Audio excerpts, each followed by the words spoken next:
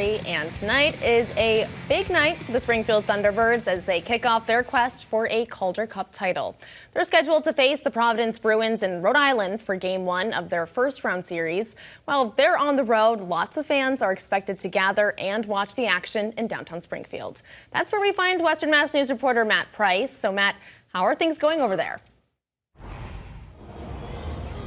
Yeah, Amanda, fans are hyped and they are bleeding their red, their blue, their white, and their yellow as they prepare to watch Game 1 of this first round of the Calder Cup playoffs, as it is the Bruins and the Thunderbirds, as you said, Atlantic Division rivals going at it. In fact, you can see right behind me there are some fans who decided to come a little early. They've got their chairs, they are ready, they've got a food truck here, so that way they have something to eat just before the puck drops.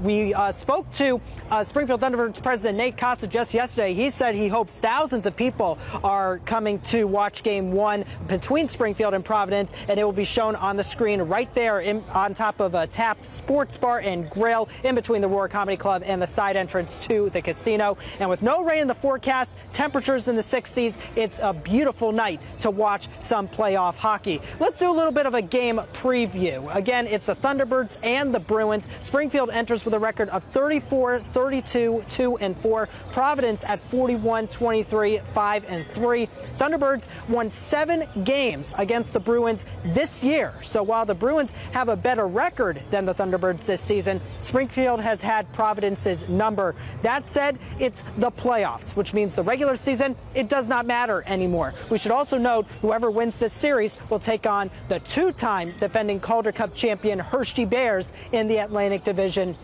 semifinals. Back here live again, you can see we got some fans still filing in for this watch party. We're gonna have plenty more fans coming as the night goes on. We're not that far from the puck dropping, which will be just after 7 o'clock tonight.